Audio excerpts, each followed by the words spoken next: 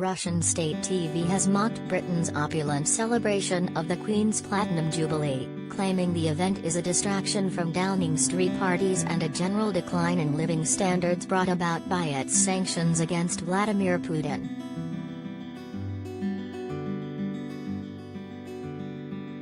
The UK, which as a consequence of its sanctions against Russia is bracing for power cuts, has found the money for an opulent celebration of the Queen's Platinum Jubilee, said the Evening News on Kremlin-controlled Russia 1 channel in a report from London.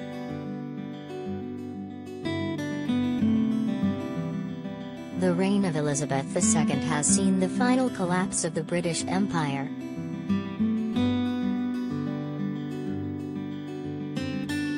Russia 1 said former colonies in the Caribbean now wanted to ditch the Queen as head of state and were markedly anti-British, with demands for apologies and reparations for slavery. A greater threat to the realm was Sinn Féin's election victory, said the report, suggesting this paved the way for a united Ireland. The imperial functions of the Anglo-Saxon world long ago passed to the United States, even though Boris Johnson is trying to revive British influence on the European continent by actively interfering in events in Ukraine, stated the Sauer report. The aim is to deflect attention from domestic problems like Downing Street parties during lockdown and a general decline in living standards.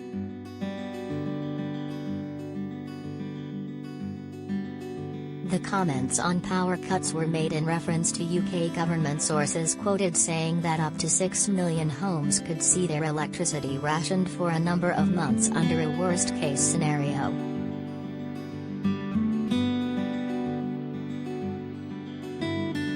Although the UK uses very little oil or gas from Russia, it would be competing with other European countries for supply if Putin blocked all exports to the continent.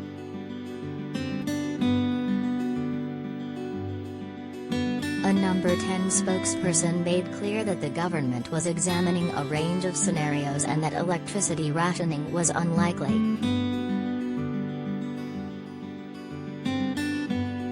The threat has prompted Business Secretary Kwasi Kwarteng to ask Britain's coal-fired power stations to delay their planned closures.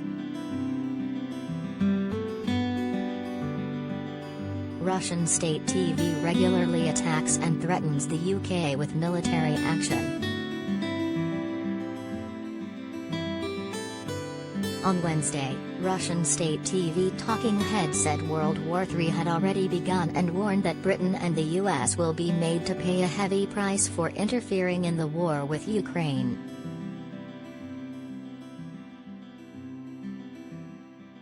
Russia 1's Olga Skabayeva effectively declared war on the UK, US and NATO and advocated for a fresh Russian military campaign extending beyond Ukraine's borders.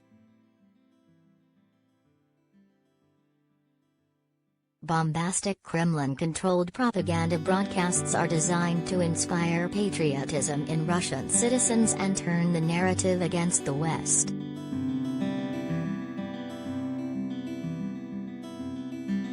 Firebrand television anchorman Vladimir Solovyov, known as Putin's voice, has threatened to use nuclear Zircon missiles to bomb Britain.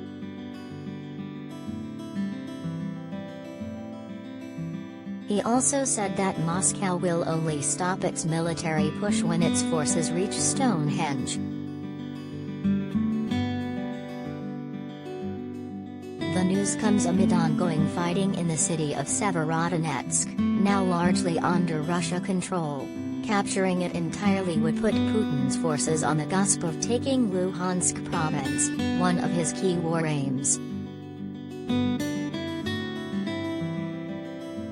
Ukrainian forces in the region are taking heavy losses, with President Zelensky recently admitting Ukraine is losing up to 100 troops a day in the Donbas region. But the fighting is taking a huge toll on Russian forces as well.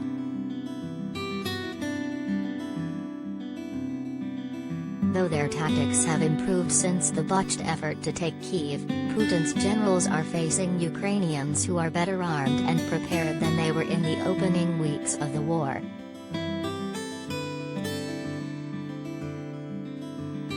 Western officials briefing journalists on Wednesday estimated that Russian forces have been ground down to around half the strength they had before the war started, when between 150,000 and 190,000 troops were massed on the border.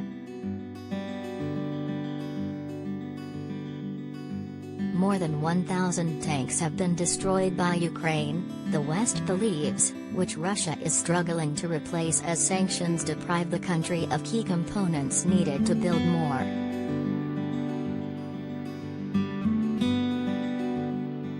Russian forces are expected to keep advancing through the next days and weeks, targeting the city of Lysychansk after Severodonetsk falls, which is located just a few hundred yards away across the Donets River.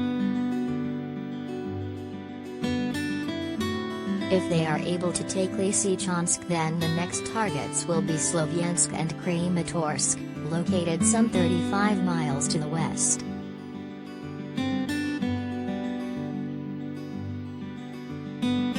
A fresh counterattack is currently underway in the south, towards the city of Kherson, which has been occupied since the early days of the war. Ukrainian tanks and armored personnel carriers have been filmed crossing the Inhulets River in recent days, and have pushed Russian defenders back from several small towns on the other side.